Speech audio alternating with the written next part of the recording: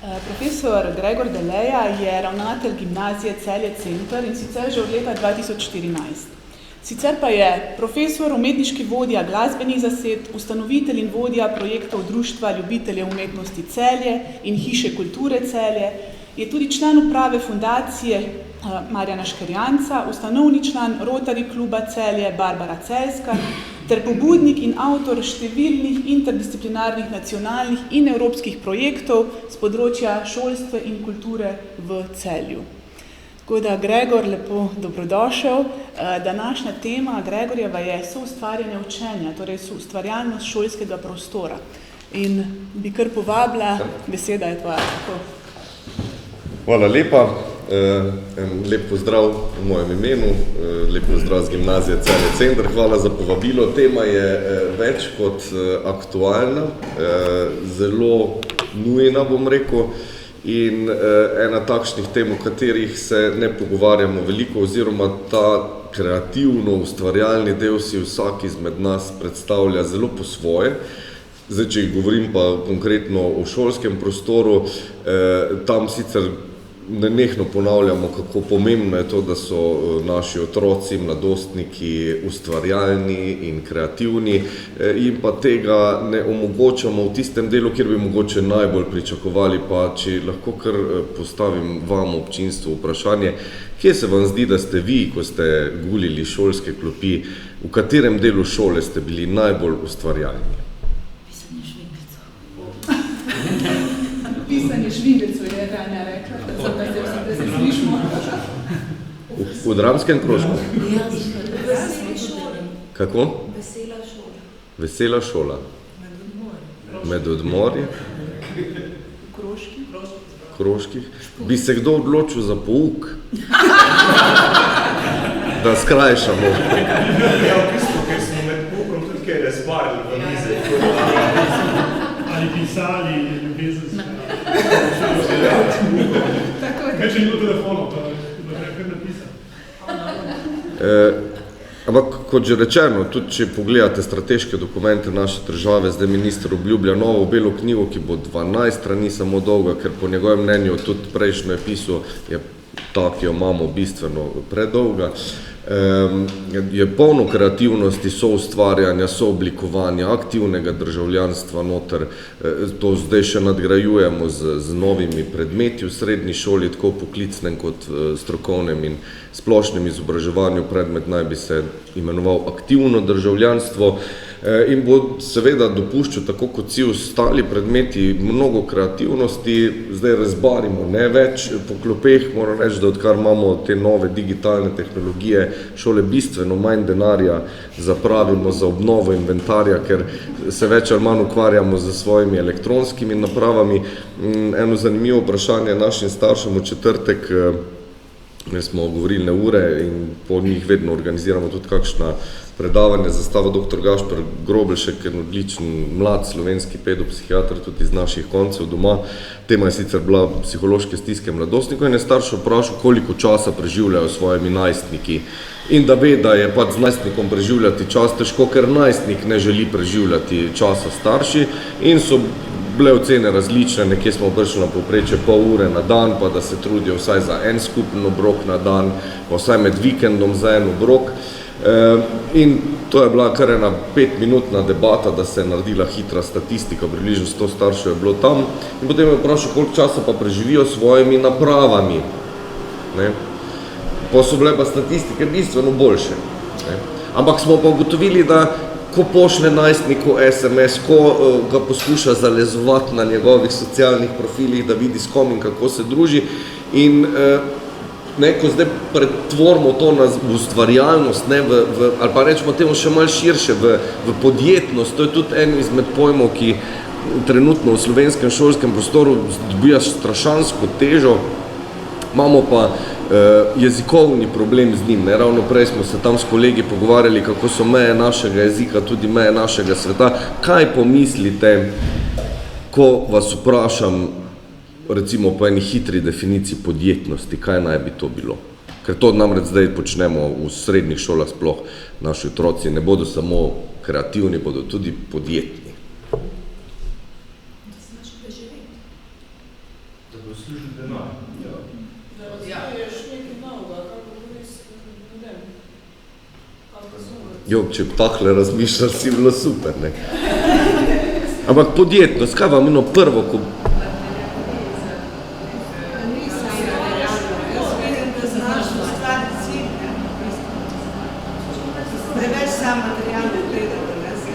Ker, ne, mi imamo res tu strašne probleme z prevodi, recimo nekih večjih jezikov, ki podjetnost razumejo bolj v tem, kar ste zdaj vi kreativno poskušali ustvariti, čeprav mislim, da od zadaj imamo pač tiste zgodbe iz časopisov, ne, kradel 6 milijonov, dobil nagrado Gospodarske zbornice Slovenije.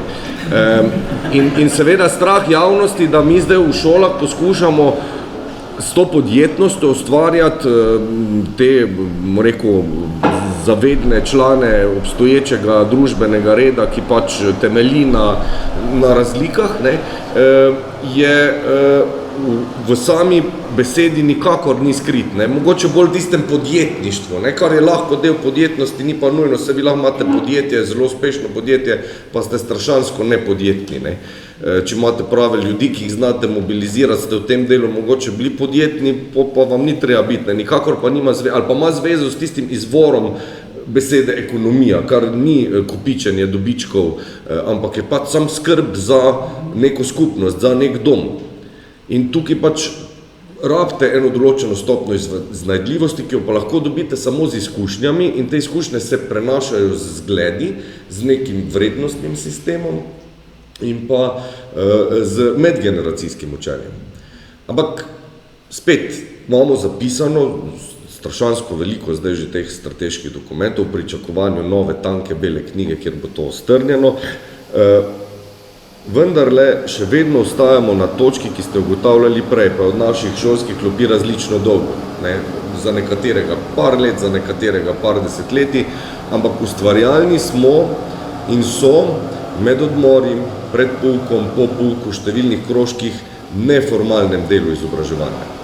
Vprašanje, ki se meni osebno pojavlja in ki tudi recimo da usmerja mojo voditeljsko držo znotraj ene srednje šole in razmišljanje o šolskem sistemu kot takšnem je pa, zakaj mora biti tako in kaj je narobe, ali pa, ja, narobe s percepcijo akademskega znanja, se pravi to, kar smo mi popredmetili v različne predmete, v 9 letih osnovne šole, v 2 do 4 letih srednje šole in potem naprej na univerzi, da ne bi moralo biti ustvarjalno, oziroma zakaj, če smo roko v srce in zelo konkretno v okviru obstoječega družbenega reda, pa tudi sicer šolstvo nič drugega kot storitev, zakaj nima uporabnik vpliva, upoštevajoč njegova leta, izkušnje in seveda en vrednostni sistem, ki ga bi moralo šolstvo imeti zelo natančno izdelanega in definiranega in to ni ideologija, to so samo vrednote, vendarle so aktivni soustvarjalec šolskega prostora. Učitelji smo posebna sorta ljudi in v osnovi jaz sem prepričan, da smo dobro misleči, dobro namirni. Je pa ravno pomanjkanje vsega prej naštetega pri nas ali pa opolnomočenje s tem, da smo v prvi vrsti voditelji in da bi ta voditeljski del pri nas moral biti močno izražen, se ga pa v procesu našega izobraževanja za delo z ljudmi oziroma delo v storitvi, ki se reče izobraževanje, nikakor nismo uspeli dotakniti, ker je spet, če smo zelo iskreni, to neizmerno nevarno. Ravno ta nadideološkost je zelo nevarna za sistem kot tak, ne? Tega ne znamo na prav način prenašati na naše mlade. Ker pa se zavedamo, in to pa je dokaz, ki govori v nam prid, da pa to je pomembno in da vendarle mislimo, ker tukaj šole skoraj nismo izjeme, gre se samo za to, da nekje več, nekje manj, to je odvisno od številnih dejavnikov, od tega, kakšni dijaki, otroci delaš, pač učenci, koliko imaš kadra v šoli, kakšne imaš materialne pogoje, se trudimo vendarle spodbujati ta ustvarjalni del, ampak v tistem neformalnem, da ne bi nikdar prišlo do neke napačne interpretacije, da pa zdaj mi dopuščamo našemu uporabniku, da se ukvarja s formalnim.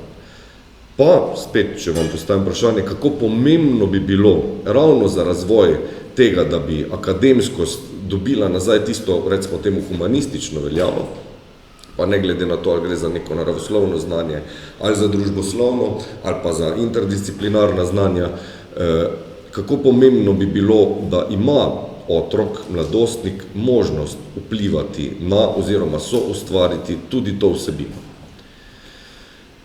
In tukaj bi potem lahko govorili o vsem tistem, kar naj bi pač bila osnova enega sistema vzgoje in izobraževanja, k čemer bi morali kot družba stremeti.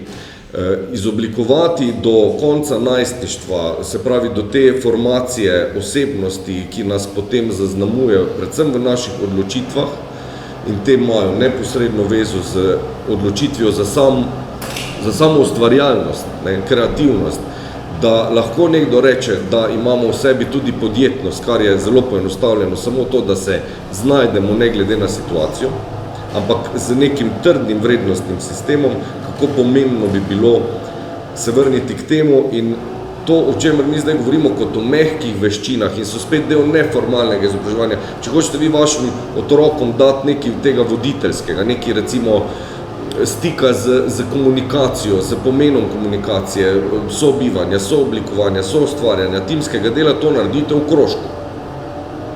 Imate jih 10, ki jih to iskreno zanima, ker so najbrž dobili čisto slučajno, žal, eno popotnico skozi proces odraščanja, da jim je to pomembno ali pa da o tem razmišljajo in z njimi to delate. Varno zaprti, krožek je plačan in niste, lahko si štejete zdaj v tretji steber, kar pomeni, da ravnatelju date pol poročilo, da kljub temu, da imate manj dopusta, kot je prostih dni v letu, boste vi to nadoknadili, to šteje, kljubca, super, sistem je zadovoljen in to pač počnete s temi 10, kar je fino in hvala Bogu, da še to imamo. Se mi zdi, da žal s temi novimi regulativami sistem tudi to počasi zapira, ker ne da ne bomo želeli, ampak ne bomo več v neki točki smeli delati preveč ali premalo in našim mladim seveda s tem jemljemo tisto, kar naj bi to obdobje do 19. leta bilo, da se osamosvojijo. Ker se samo to je, bom rekel, čisto naravno, biološko gledano, temeljna značilnost, recimo zdaj v našem konkretnem primeru, zaključka najstništva, da se pač osamosvojiš. Koliko se pa osamosvajamo, ali se pa osamosvajajo, veste pa sami. Tudi zato, ker jim sistem zelo lagodno ponuja rešitve. Mi pač naše mlade učimo kuhanja po receptu. Sami pa dobro veste, da bo najboljša jed nastala takrat, ko boste prekršili kakšno določilo iz recepta, ki ga dobite. Ampak napaka v nas sistem ni vgrajena. Je nezaželena. In v tej meri mislim, da bi se mnogo kaj lahko spremenilo ali pa na nekih lastnih praksah, ki jih poskušamo tako mehko uvajati, zato da te ne omejijo preveč, je pa zelo pomembno, da si upaš zmotiti, da si upaš poskusiti, da tudi če je poskus neuspešen, pa začneš poskus ponavljati, pa iskati tisto neko spremenljivko, ki je bila napačna. In to ni stvar pouka kemije, fizike, biologije in laboratorijskega dela, ampak je stvar celotnega šolskega prostora.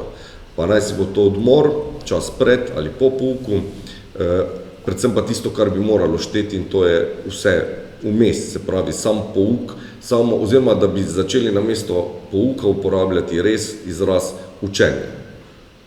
In to nikakor ne poteka premočrtno in ni stvar nekega vnaprej določenega recepta, ker vsi ti vnaprej določeni recepti spet iz samega procesa vzamejo tisto, kar je pomembno, to je posameznik in smo si različni.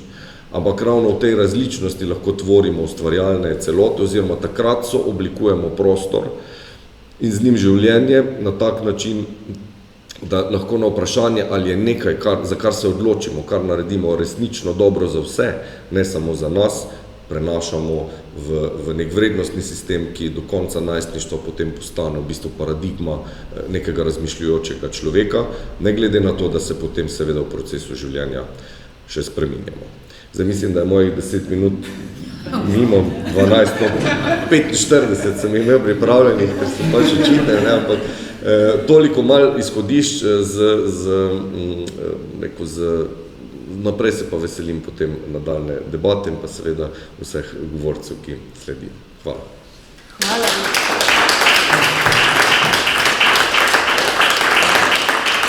Hvala lepa za ta odlično podana razmišljujoča, bom rekla, izhodišča. A ima kdo kakšno vprašanje v tem trenutku, ker kakšno vprašanje lahko postavimo? Ali pa komentar? Jaz sem povedala, kar sem gor videla. Ja, 10 minut nas bodo zmotili, tako da bo še malo moten, pol pa zaključijo. Imamo nekaj dodatnih efektov, smo ugotovili, da delajo četrto nadstropje, ampak evo, 10 minut, še smo. Kakšno vprašanje, komentar? Prej ste začel z uvodom, kaj je podjetništvo, ne? Pa malo o tej knjigi, pa to pa me zanima predvsem, a ima šolstvo in kodeks vrednot podjetja za človeka? Ker to se mi zdi bistveno, brez tega se je vse plava na temi, ne? Ja, nima. Mislim, to je zdaj stvar posamezne organizacije, kar ne bi smelo biti. In recimo, da ne vem, govorim za ta prostor, ki pa poznam, to je Celje. Tu se mi zdi, da šole tudi s tem, ker res veliko sodelujemo na številnih ravneh, vendar le poskušamo dati temu velik pomen. Se pravi, da je vrednota tista, ker vodi. Ja, ampak to je zdaj res stvar posamezne organizacije, kar ne bi smelo biti. Ker takoj, ko se začnemo pogovarjati o vrednotah, prijemo na neko področje ideologije, ampak to vrednote niso. Ker ne glede na ideologijo, najbolj prej nisem dokončal. Zdaj mi govorimo o mehkih veščinah, soft skills, ampak v času digitalne revolucije, ne več 4.0, 5.0, so mehke veščine to, kar mi jemljamo zdaj kot tisto konkretno, en STEM, recimo tehnika, matematika, znanost. To je zdaj mehko postalo, ker imamo vsa možna pomagala, ki smo si ljudje razvili za to, da bi nam bilo enostavne, ki že zdaj na mesto nas upravljajo procese, vse, kar moramo znati, razumeti ta proces. Te trde, ključne vrednote bi morale pa postati to, kar mi zdaj govorimo kot neki mehkosti, kot je tudi poštenost, je zdaj roko na srce postala mehka vrednota, ne pač zelo pragmatično jo uporabljaš takrat, ko ti da nekaj, ko ti pa ne da, pa zgledno jemlješ tisto, kar pač dobiš vsak dan po Twitterju, po Facebooku in tako naprej. To pa uvihav, vse kako znam na tem področju povedati mnogo več, ali pa mnogo bolje od besede. Okay, super, hvala. Pametni se sklicujejo še na pametnejše, glede na to, kar si povedal o podjetništvu, bi upozoril na dve knjižici, ki nista knjižici, ampak sta veliki knjigi, čeprav nista zajetni od Pavla dr. Bržana. Ena prvih 95 je namenjeno ravno pobegu izpod jarma, tako imenovanega hrematizma. On uporablja ta antični izraz, o katerem je govoril že Platon, in je seveda diametralno različno od ekonomije. Pravi, ni ekonomija tista, ki nam povzroča probleme. Če bi bila ekonomija res, kot si dejal, skrb upravljanje z hišo, z svojim prostorom, potem danes ne bi imeli izrojenega podjetništva, ki pa hrematizem. To je preprosto povedano grabljenje, pohlep, kopičenje vsega, čeprav ne potrebuješ. In Pater Bržan navaja teze, trdi, da je marsikaj na tem našem planetu narobe ravno zaradi hrematizma. No in njegova druga knjiga, ki je šla pa pred kakšnim tednom, govori pa ravno o izhodu iz slepe ulice vzgoje in izobraževanja, pa tudi v povezavi s hrematizmom. Ker pravi, da seveda se hrematizem kaže tudi v šolah. Povsod tam, kjer bi morali vzgajajo v duhu hrematizma, torej te pogodnosti. No in prej, ko smo se pogovarjali formalno in nekaj padlo, recimo izraz pridnost, kolega na moji desni, mogoče kaj več povedal, je tudi izrazito naravnan, da smo v prid nekomu, torej zopet tistemu, ki kopiči, ki skuša ljudi spremeniti dobesedno v tisto, kar v ekonomiji celo imenujejo človeški kapital. To je v bistvu katastrofa, da ljudi imenujemo human resources, da jih imenujemo človeški viri. To niso nobeni človeški viri, to so ljudje. No in mimo glede, slučajno 28. kdo v Ljubljani, po četrtek, po 18. Pater Bržan predstavitev knjige v knjižnici Otona Župančiča, seveda sem prepričan, da bo preko slej prišel tudi do Celja. Ampak, če se vam ne da čakati, se bomo pogovarjali na tej knjigi 4.28. in kot veste, se ga vsi poznate, je to vedno znova čudovito doživetje z njim deliti njegove modrosti in njegovo možnost. Okay, super, hvala za enkrat. Aha, imamo še en komentar, kratek. Hvala za tole in se povsem strinjam. Ne strinjam se pa z nečem drugim, namreč z delitvijo na mehke in trde vede. Mene to osebno kot humanista oziroma družboslovca izjemno jezi. Vsakič, ko mi tisti, ki se prihajajo iz sistema Science, Technology, Engineering and Mathematics, pove, da sem jaz mehek, oni so pa trdi. Nič ne boli bolj kot pa beseda. To smo se tudi prej pogovarjali, da če se otroci stepejo med sabo, tista bolečina mine, ko se žalijo z besedami, pa to boli dolgo, lahko ta bolečina traja leta. Tako da jaz mislim, da moramo mi, družboslovci, se sami zavzeti za to, da nehamo biti mehki in govoriti o mehkih in trdih vedah, ker je ta delitev umetna, nepotrebna in ponižujoča. Super, hvala lepa. Mislim, da imamo dobro izhodišče za malce kasnejšo debato.